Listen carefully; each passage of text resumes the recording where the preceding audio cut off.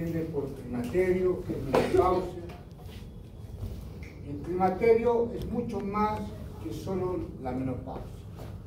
La menopausia es parte del climaterio. Entonces, el climaterio es transición menopáusica, donde la persona de estar en edad fértil pasa a una etapa no fértil. El climaterio inicia un año antes de la menopausia. La menopausia no es nada más que la culminación de esa función de la fisiología femenina en cuanto al ciclo menstrual. Menarca, primera menstruación. Menopausia, última menstruación.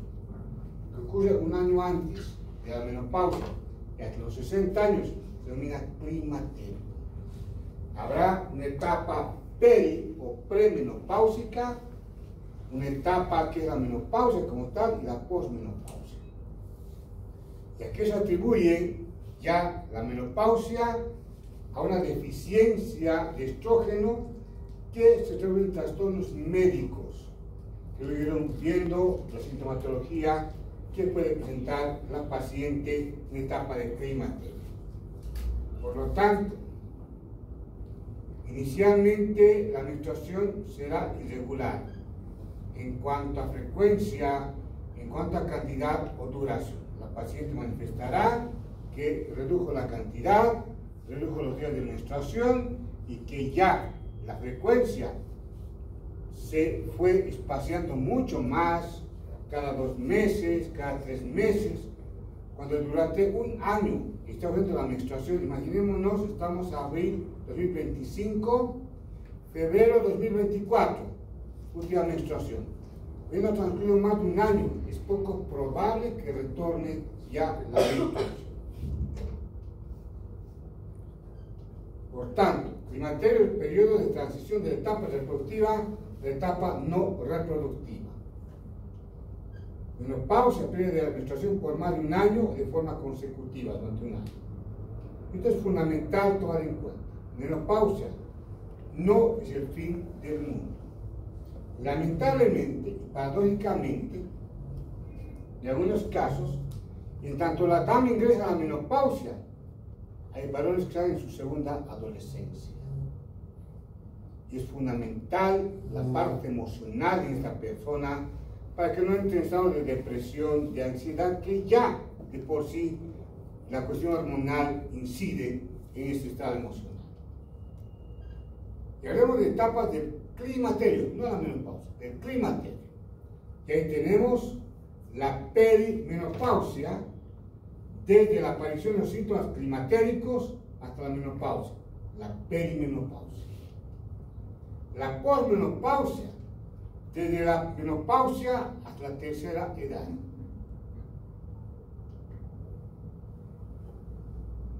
La expresión de la menopausia se usa en el momento de aparición, en este caso la menopausia. Precoz, antes de los 40 años en forma natural, tardía después de los 50 años en forma natural. Natural o espontánea, cuando ocurre la menopausia, se atribuye una falla ovárica espontánea. Ya la reserva folicular terminó, por lo tanto la función hormonal va cesando y de forma artificial cuando la dama es expuesta a una menopausia inducida por cirugías, quimioterapia, radioterapia y obviamente a partir de estos procedimienlos sobre pensar que la falla ovárica también será irreversible. Cuadro clínico. Hablemos del climaterio. A corto plazo, ¿qué síntomas tiene el climaterio? Síntomas vasomotores y síntomas psicológicos. Menstruación irregular, principalmente oligomenorrea, hipomenorrea, braquimenorrea, sofocos, sudoraciones, palpitaciones, insomnio, irritabilidad, aumento de peso, disminución de la libido, La vida emocional, esta dama es sensible emocionalmente, mucho más irritable o es con llanto fácil por la cuestión hormonal, estado de depresión que también pueden presentarse, y obviamente en estos casos es importante analizar la autoestima de la paciente. Entonces, estos síntomas pueden o no estar presentes. Si están presentes en mayor o menor intensidad o severidad. Hay datos que transcurren esta etapa muy tranquila y en otras, obviamente, la sintomatología es muy aparatosa, creando inestabilidad emocional en la persona, inseguridad, donde es fundamental el apoyo de la familia. Muchas veces, frases que se lanzan a manera de broma por parte de la pareja, por parte de la familia: mamá, tú estás vieja ya, o de repente igual el varón, la pareja, todo es fundamental mirar autoestima de la paciente.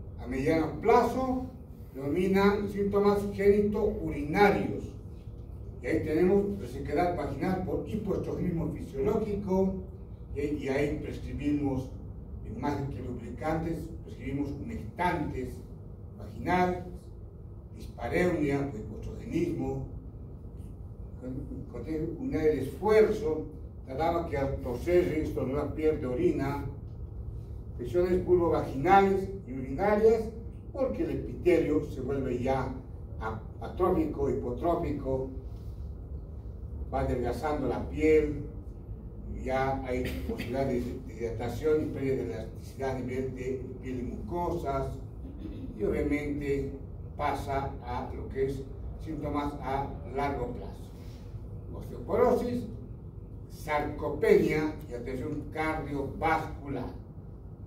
Lesiones óseas tipo osteoporosis, inicialmente osteopenia, aumento del riesgo cardiovascular y trastornos de la conciencia, dependiendo de cada caso. Esto no es absoluto, sino es relativo en cada persona.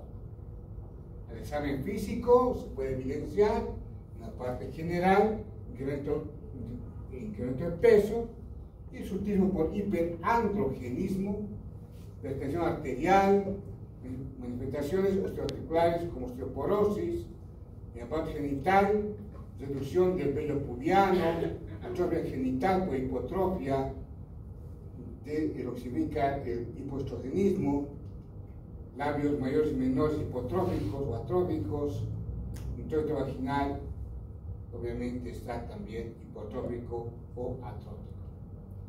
El cuerpo uterino reduce su tamaño, sus dimensiones, obviamente. A esta edad, ¿para qué sirve el útero? En la etapa del cliente, ¿para qué sirve el útero? Para dar problemas, pues nada más, no tiene otra función que eso. Las mamas tienen su urgencia, mamas flácidas, y es la fisiología en la dama. A nivel del climaterio, ustedes saben muy bien la cantidad que existe en cuanto a reserva ovular, y que van reduciendo paulatinamente, y claro, el postergar la maternidad pone en riesgo que esta dama en su momento pueda ser madre, porque a veces la reserva ovárica ya terminó, ya no existe reserva ovárica. Es importante para este aspecto. En cuanto a estrógenos, efecto de los estrógenos en todos los órganos: cerebro, piel, cabello, mama, corazón, ovario, vagina, hueso, útero. Entonces es la hormona prácticamente que incide en una mujer. Son naturales. Tomen en cuenta que hay un estrógeno activo que es el estradiol. Este tiene sus dos ésteres, la estrona y el estriol. La estrona, ¿dónde se encuentra? En el panícula adiposo. Y obviamente, cuando se va a pretender hacer terapia de reemplazo hormonal, lo que habitualmente utilizamos son estrógenos conjugados de equino. Se extraen de la yegua. ¿La yegua? ¿Quién es la yegua? La novia del caballo, ¿no? El burro. Y entonces, no hay estrógeno humano que se utilice, son de lugares equinos. Y obviamente el estradiol con sus dos ésteres, la estrona y el estrón. Y entonces uno dice, bueno, si toda esta sintomatología es por una deficiencia de estrógeno, la dama puede decir, no tengo estrógeno. Sería lo ideal, pero no es lo real. Porque los estrógenos son armas de doble filo que obviamente deben estar muy bien prescritas de acuerdo a cada persona. 1980, 84, 94 al 2000, en definitiva, se vio a la terapia de reemplazo hormonal como la fuente de eterna juventud para mujeres climatéricas. A toda dama que utilizaba el climaterio como pipocas se les daba hormonas. Y obviamente para prevenir síntomas, condiciones asociadas al climaterio, para compensar pérdida fisiológica de estrógenos. Y obviamente estos síntomas no solo aliviaban los síntomas, sino podía prevenir patologías como osteoporosis, el Alzheimer o patologías cardiovasculares. El índice de cáncer de endometrio, cáncer de mama, se incrementó en el mundo. Se empezó a analizar por qué ocurrió este fenómeno, y era porque damas que no eran candidatas a recibir hormonas estaban recibiendo hormonas. Tomando en cuenta que obviamente este fenómeno se ve como la panacea, lo ideal para manejar a pacientes en la etapa de climaterio, pero no había muchos estudios que demuestren la inocuidad de esta terapia de reemplazo hormonal. Y actualmente sí, todavía se maneja y se empezó a suspender tratamiento de manera generalizada, manejo actualmente individualizado, haciendo estudios a la persona para ver si es o no candidata a utilizar hormonas. El solo hecho de que una dama tenga varices contraindica uso de hormonas. Paciente con nódulo mamario, con mioma uterino, contraindica hormonas, tipo estrógeno. Esta decisión es individual y se basa en el riesgo-beneficio que cada paciente presenta al médico. Paciente con útero, inoténica con útero, debe recibir terapia de reemplazo hormonal combinada, estrógeno más progestágeno. Si solo daríamos estrógeno, ¿qué podemos provocar? Hiperplasia endometrial, que puede ser la antesala al cáncer de endometrio. Damas sin útero, histerectomizadas, pueden recibir solo estrógeno, siempre y cuando haya condiciones. Por ejemplo, si estas damas tienen nódulos mamarios, obvio que no va a haber estrógeno. Debo ver riesgo-beneficio. Ciclopentano-peridofenantreno es la base molecular del estradiol. Progestágenos en todas las variedades. Hay los progestágenos que obviamente tienen un origen sintético, dependiendo dónde se originan. Tenemos la variedad de progestágenos, muchas veces utilizamos como anticonceptivos, y la vía en la que se puede administrar. La mayoría son vía oral, pero también hay el implante, hay el inyectable intramuscular, los parches, todos estos son progestágenos y se tienen que combinar, en su caso, con los estrógenos. Por ejemplo, es la píldora de emergencia, y acá hay un error, acá es sin R, llevo Norgestrel. ¿Sí? Por ejemplo, este es un antiestrogénico, este inyectable, este es el trimestral, la Depo-Provera, por ejemplo. Este tiene efecto antiandrogénico. Entonces es importante que tiene efecto diurético. Cada función tiene un efecto diferente. Por ejemplo, ya hablamos alguna vez.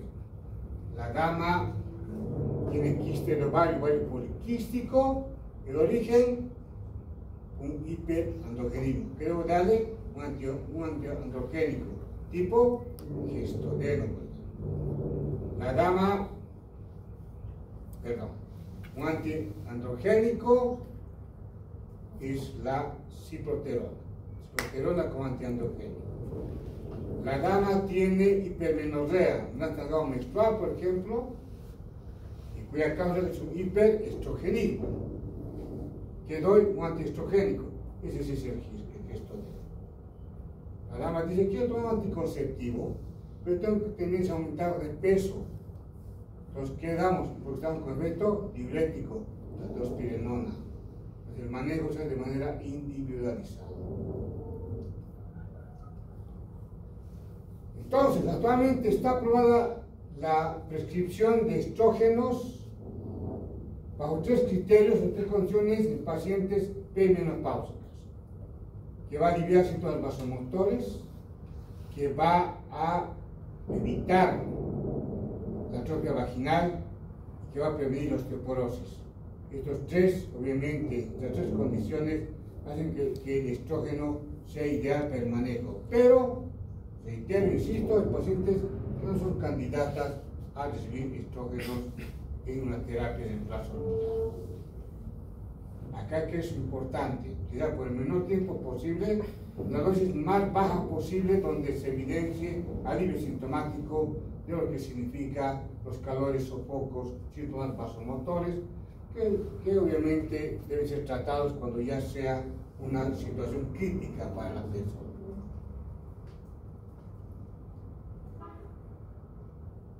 Criterio individualizado para iniciar este manejo, tratamiento hormonal. Hay damas, y esto hay que ser muy claros, dicen, doctor, quiero tener menstruación. En tanto tenga menstruación, me siento mejor, es una realidad. Entonces hacemos manejo, que quiero utilizar hormonas y obviamente se les puede dar. ¿Y qué evita esto? Síntomas vasomotores. Pero, cuidado, que prolongar la acción del estrógeno puede significar riesgo para algunos órganos principalmente. Entonces, regularicen el patrón de sangrado, tienen menstruación más allá de los 50 años y se mantienen con este manejo. ¿En qué caso no tengo reemplazo hormonal? ¿En qué paciente no puedo utilizar estrógenos?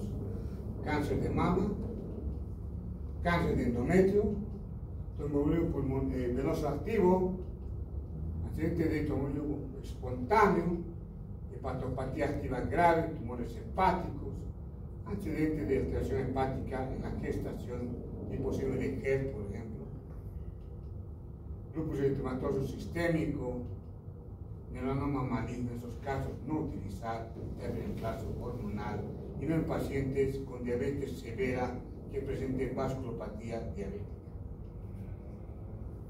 Entonces, ¿qué hago con estas pacientes? Que no son candidatas a utilizar hormonas, pero tienen síntomas vasomotores. Recuerdo el uso de fitoestrógenos, estrógenos vegetales que no tienen el ciclopentano perifenantiano como molécula, actúan como hormona sin el efecto adverso ni la contraindicación de un estrógeno como tal. Compuestos vegetales tienen actividad estrogénica, producen efectos de los estrógenos, pero sin tener su estructura química. En la actualidad, como 30 fitoestrógenos, y ahí tenemos los omestanos, lignanos, isoflavonas, todos derivan del fenilpropano. Mujeres de países orientales, donde obviamente se cultivan estos cereales, como la soya, por ejemplo, se ha demostrado que tienen menos síntomas vasomotores porque en su dieta están los fitoestrógenos. Acá, por ejemplo, en Bolivia hay el tarwi, un producto muy venido a menos, tiene mucho más fitoestrógeno, por ejemplo, que la soya. Lo que más utilizamos, por ejemplo, es la soya en su significa como fitoestrógeno. Y obviamente ya las isoflavonas, como las de soya, está en la industria farmacéutica, y también es importante tener en cuenta que en la dieta diaria se puede ingerir este tipo de fitoestrógenos. La estructura química similar al estrógeno endógeno, este beta-estradiol, Algunos estudios indican que los estrógenos pueden proteger algunos aspectos de la salud cognitiva de la menopausia, y ahí que permite los fitoestrógenos mantener la salud ósea, ayuda a la prevención de osteoporosis, ayuda a incluir lo que significa patologías o síntomas de la menopausia, sofocos, fatiga, sudoración nocturna, distracción emocional, y también se demostró en estudios in vitro que frenan el crecimiento de células tumorales. La mayor evidencia de los beneficios de isoflavonas, de resultados obtenidos en enfermedades cardiovasculares, reducción del colesterol y triglicéridos. Y actualmente es importante tomar en cuenta que también forman parte de la función inmunitaria, obviamente incrementando la actividad de macrófagos y de leucocitos. La paciente dice: doctor, estoy tomando fitoestrógenos, pero he mejorado, pero no como quisiera. Todavía tengo calores, sofocos. Segunda opción, tibolona. La tibolona no es hormona. La tibolona, obviamente, tiene tres componentes que van a contribuir al perfil farmacodinámico. La tibolona, todos sus metabolitos tienen efecto estrogénico. Ese metabolito tiene efecto progestagénico y androgénico. La tibolona. ¿Qué hace la tibolona? Se emplaza la producción de estrógeno en mujeres posmenopáusicas, hay síntomas de la menopausia del climaterio. Y bueno, si al final nada de esto resulta, habrá que evaluar riesgo-beneficio, lo que significa el uso de reemplazo hormonal. Ya que habíamos mencionado que a largo plazo la complicación del climaterio es la osteoporosis, hablemos brevemente de osteoporosis. ¿Por qué en ginecología hablamos de osteoporosis? Porque de cada 10 personas con osteoporosis, 9 son mujeres. De cada 10 mujeres con osteoporosis, 9 están en la posmenopausia.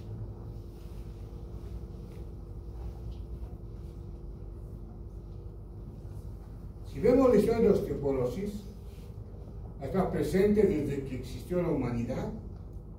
Es una patología conocida desde muchos años atrás, y obviamente patólogos alemanes del siglo XIX empiezan a incidir en el estudio de la osteoporosis.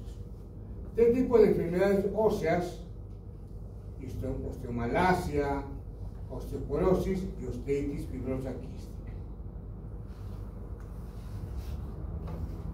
Siglo VI. Paulus describe una enfermedad ósea que se conoce como osteoporosis. Más tarde, el italiano Marcus Donatus repitió la descripción de osteoporosis en 1597.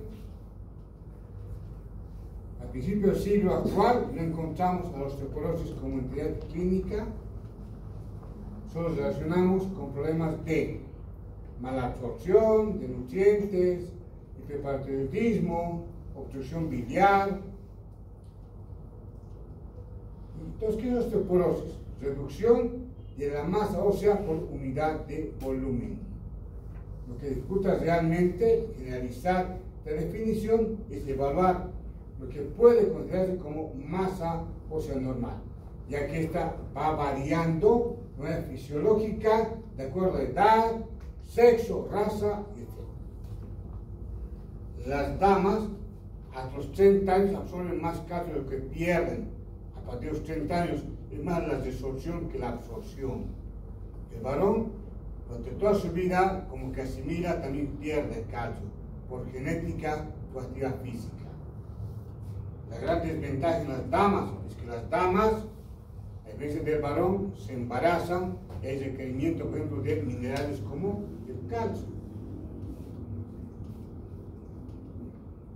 Tomando la definición de Hernández López, 1988, la osteoporosis se trataría de una reducción de la cantidad de tejido óseo por unidad de volumen, por debajo de los límites correspondientes a la edad y sexo de este caso de la paciente. Sin anormalidad en la parte mineral de la matriz ósea, en la que hay una mayor pérdida proporcional de tejido óseo en la parte trabecular más que cortical. ¿Preguntas, dudas?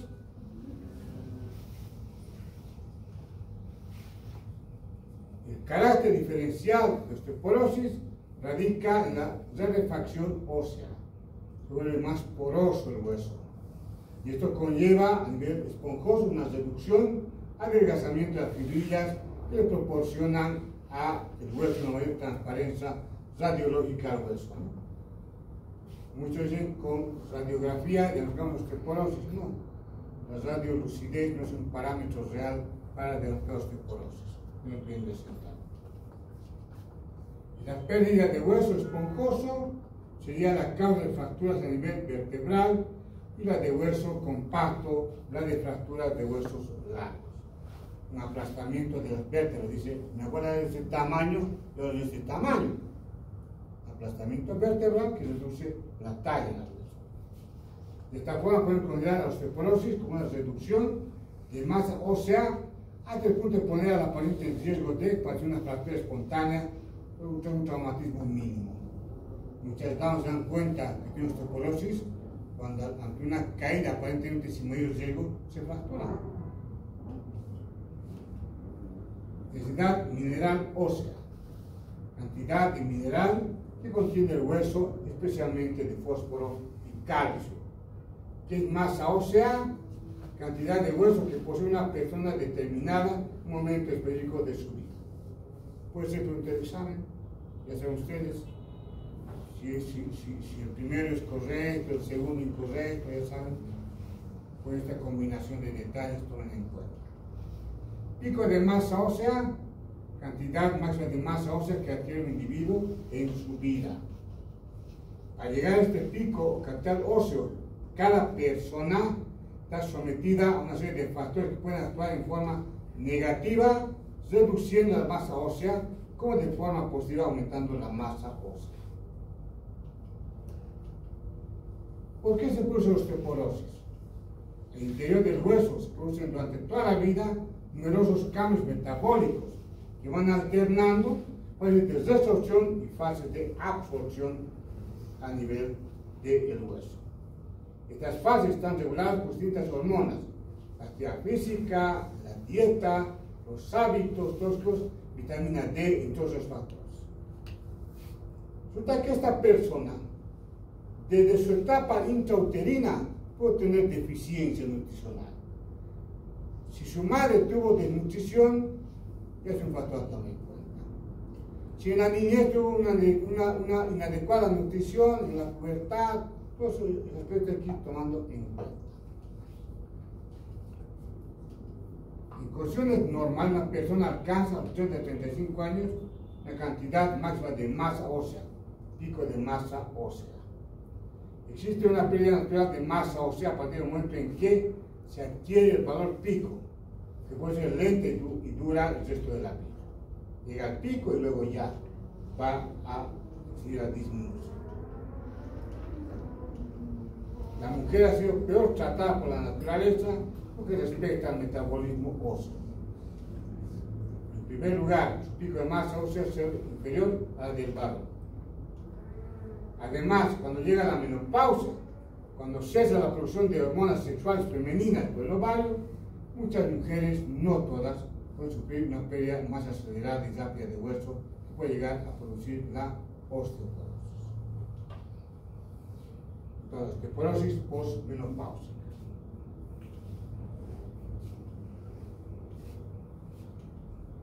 La otra forma frecuente de osteoporosis se produce en los ancianos. Esta es la consecuencia del envejecimiento, alteración en el metabolismo de la vitamina D que aparece en estas edades.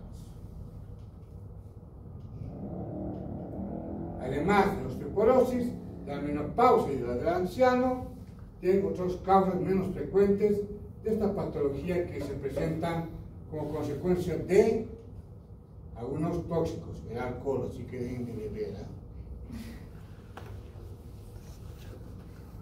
Corticoides, enfermedades endócrinas, enfermedades reumáticas, enfermedades sanguíneas, enfermedades hepáticas Importancia de la osteoporosis y su implicación social y sanitaria. La osteoporosis es una patología con prevalencia e incidencia elevada, morbilidad y mortalidad que debe sufrir a la paciente, al paciente, a la familia y a la sociedad. Fracturas osteoporóticas constituyen un problema de salud pública de gran magnitud por su grave consecuencia sanitaria, económica y asistencial. Para la seguridad social, esta es una carga económica muy alta. La fractura de cadera es una patología prevalente en ancianos. El 75% de todas las fracturas de cadera ocurren en menores de 65 años o más.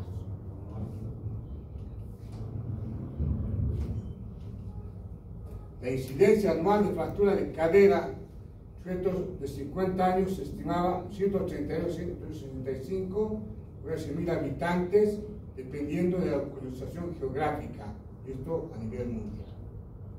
España, 720 por cada 100.000, en menos de 60 años. Este es un dato que se tiene. En Estados Unidos, en adultos menores de 65 años, fractura de cadera 818 por 100.000. Y vemos la relación, obviamente, mayor.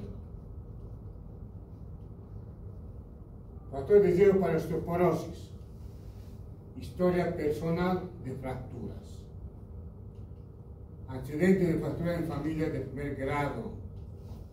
Enfermedades asociadas a la menopausia precoz menor de 40 años o quirúrgica a los 45 años con una paciente sometida a una ovarectomía. Cuando se extirpan los ovarios, obviamente la función hormonal empieza, obviamente queda anulada. Carencia de estrógenos en la premenopausia. Bajo peso y sistema corporal menor a 20 o trastorno de la conducta alimentaria. Ingesta de corticoides, tabaquismo, más cigarrillos por día. Trasplante de órganos, amenorrea primario o secundario, esto es importante tener en cuenta. ¿Por qué? Un ejemplo. Inestable trimestral bloquea la acción del estrógeno. Ya provoca amenorrea. Imagínense una paciente de 25 años de edad que 25 a 30 años de edad utilizó inestable trimestral. Durante 5 años bloquea el estrógeno, no se benefició de la porción adecuada, pues siempre estuvo candidata en la etapa de menopausia, climaterio, a osteopenia y en su caso a osteoporosis. Paciente inmovilizado de manera prolongada también y bajo consumo de calcio en la dieta.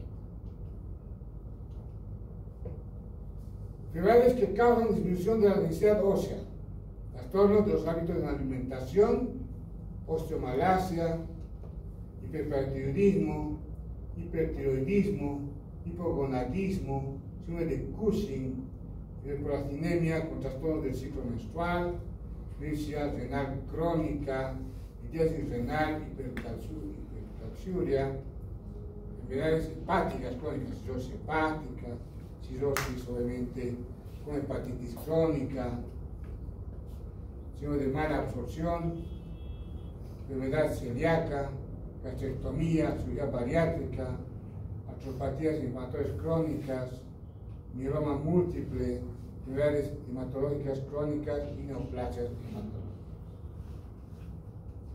Diabetes tipo 1, osteogénesis imperfecta, tabaquismo, alcoholismo, impulsación prolongada, más de 3 meses, neoplasia en general y síndrome de inmunodeficiencia adquirida, como el SIDA, cuyo origen es la infección por el VIH. Vamos que causan disminución de la densidad ósea, corticoides a cualquier dosis, hormona tiroidea de dosis supresivas de la TSH, análogos de la GnRH, los antiandrogénicos, inhibidores de la aromatasa, anticonvulsivantes, anticoagulantes, furosemida, inhibidores de la bomba de protones, inhibidores de receptores de captación de serotonina, antipsicóticos de segunda generación, el litio, factores de riesgo modificables. Mujeres con bajo índice de masa corporal, menos de 19 kilogramos por metro cuadrado, un peso inferior a 50 kilogramos, tienen menor densidad mineral ósea, debido a que a menor carga mecánica sobre el hueso, que produce un menor efecto osteoblástico. A la carencia de panícula adiposa implica menor depósito estrogénico, por tanto menor inhibición de la actividad osteoclástica. Inactividad física y hábitos sedentarios aceleran la pérdida de masa ósea, anular los estímulos que influyen en el crecimiento y la remodelación ósea. Una persona inmovilizada puede perder hasta un 40% de su masa ósea en un año, y esto se vio en la pandemia de COVID. Pacientes en terapia intensiva por tiempos prolongados tuvieron luego este problema que actualmente se está evidenciando. Actividad física en ancianos ralentiza, aunque en forma discreta, la pérdida de masa ósea en relación con la edad. Ejercicios de resistencia de gran impacto son los más beneficiosos en las actividades aeróbicas de soporte de pesos, ya que favorecen mecanismos de carga que sostienen la masa ósea. Ingesta de calcio es necesaria en la dieta para un metabolismo óseo normal. Calcio no se absorbe con facilidad en el intestino. En adultos se absorbe el 30% en promedio. Además, existen sustancias en los vegetales, los filatos o laxatos, oxalatos, que inhiben la absorción de calcio a nivel intestinal. Aunque por el contrario existen isoflavonoides en las leguminosas que mejoran la absorción del calcio al hueso. Control de la absorción de calcio depende de la vitamina D. Pero claro, el tipo de cáncer de piel está presente, así que uno debe evitar. Entonces, hay que suplementar con vitamina D. Menor exposición solar contiene menor capacidad de la piel en la síntesis de vitamina D, una alteración de la oxidación a nivel hepático y renal, que ocasiona aumento de la absorción ósea en ancianos, que se aconseja suplementar 400 unidades de vitamina D diarias. Control de la absorción de calcio depende de la vitamina D, ya lo dijimos. Dietas ricas en fosfatos. Los fosfatos interfieren en la absorción intestinal de calcio y aumentan el aparato hormonal. ¿Qué indica esto? Que aumenta el riesgo de osteoporosis. El alto consumo de sodio se aumenta la excreción renal de calcio. Consumo elevado de proteínas aumenta la excreción urinaria de calcio y tendencia a osteoporosis. Un poco contradictorio, ¿no? ¿Qué utiliza en gran concentración esto? ¿Con frecuencia? Gimnasios, entonces hay que tomar en cuenta esto. Personas con hábito tabáquico activo, fumadores de más de 20 cigarrillos por día, menor densidad ósea, mayor velocidad de pérdida de masa ósea. El tabaco incrementa la transformación hepática del estradiol en sustancias no activas y reduce la formación de estriol y estrol, que son sus ésteres. Consumo de cafeína aumenta la eliminación urinaria de calcio y el uso excesivo favorece la osteoporosis. Ustedes son pues cafeteros, la profesión obliga a aquello. Consumo crónico de alcohol tiene efecto depresor, proliferación de los osteoblastos que tienen la absorción intestinal de calcio. Además de asociar un proceso global de malnutrición y el hecho de que no consuman alcohol. Corticosteroides pueden producir un riesgo entre 70 y 50% de fractura con fragilidad, un 30% de reemplazo de hueso durante el remodelado óseo. La osteoporosis secundaria, fármacos más frecuentes, métodos corticoides es dosis dependiente. 7.5 gramos por día de prednisona para indicar una pérdida mayor durante los primeros 6 meses de tratamiento, principalmente va a afectar al hueso trabecular. Naturalmente hay personas que dependen de este corticoide en su cuestión de salud. Anticonvulsivantes reducen niveles de vitamina D, inactivan los esteroides, reducen la absorción intestinal de calcio, inactivan las células óseas favoreciendo la aparición de osteoporosis. Diagnóstico de osteoporosis. La osteoporosis, antes del desarrollo de la fractura por fragilidad, una patología asintomática, pandemia silente, silenciosa del siglo XXI. Puede arrancar en base a criterios clínicos, diferente no es posible, casi no hay clínica. Antes de que aparezca una fractura de complicación radica en identificar la alteración ósea que la caracteriza. Para medir la masa ósea existen distintas opciones con distinto grado de agresividad y precisión. Técnicas invasivas, que obviamente dejamos para los traumatólogos. Habrá que evaluar si vale la pena realizar esto.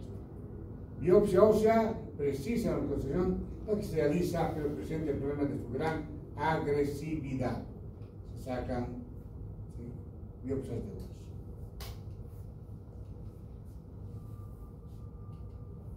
Técnicas no invasivas, no ionizantes, sonografía cuantitativa, resonancia magnética nuclear, técnicas ionizantes, utilizan rayos gamma como afluometría fotónica dual o simple.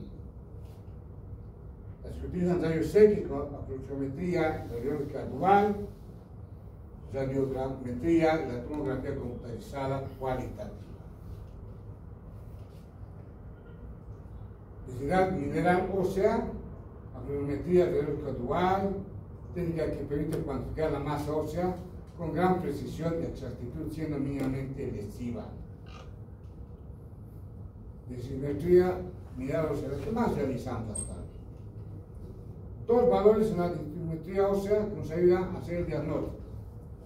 Z-score, que compara los desimétricos obtenidos con los de referencia a la edad, al sexo, lugar de mención, que determinan la desviación estándar, que se aleja de la media tanto por encima en positivo como por debajo en negativo.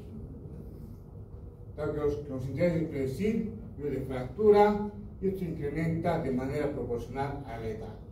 Mayor edad, mayor riesgo de fractura.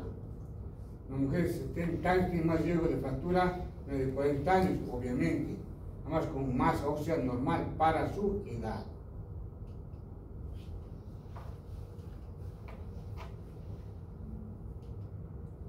Por este motivo se estableció el segundo índice, el T-score, que permite comparar el valor de la masa ósea obtenida con el valor más alto obtenido a lo largo de la vida, con este pico de masa ósea, que se expresa en número de desviaciones estándar por encima o por debajo.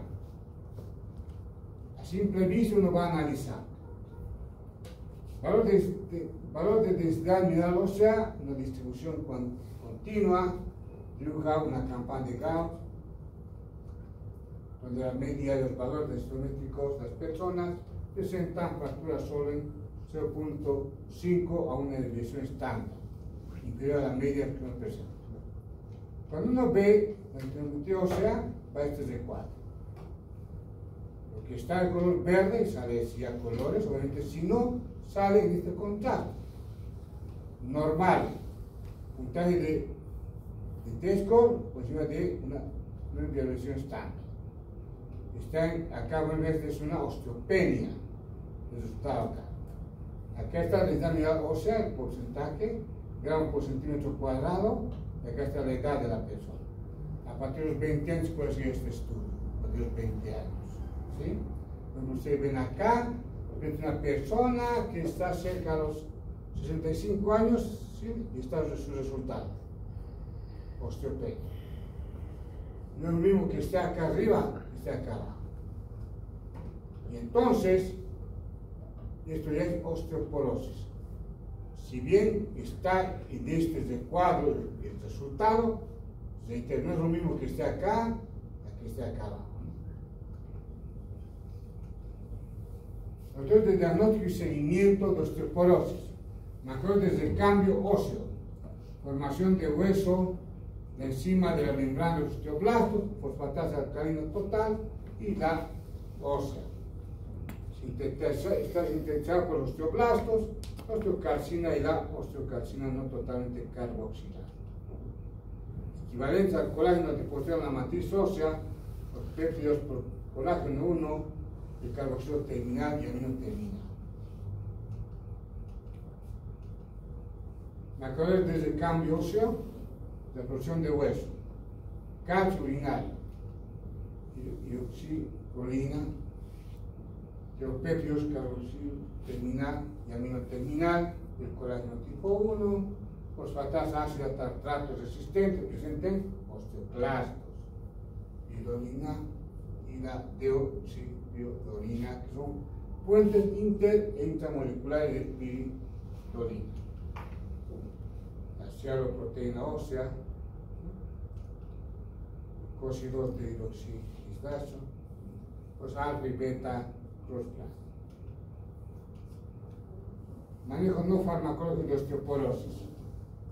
Dieta, consumo de calcio, vitamina D, proteínas, supresión de tóxicos, no tabaco, no alcohol, no cafeína, actividad física, obviamente de acuerdo a las condiciones. Si tiene osteopenia, osteoporosis, la paciente inicialmente no de alto impacto a la actividad física y prevenir caídas.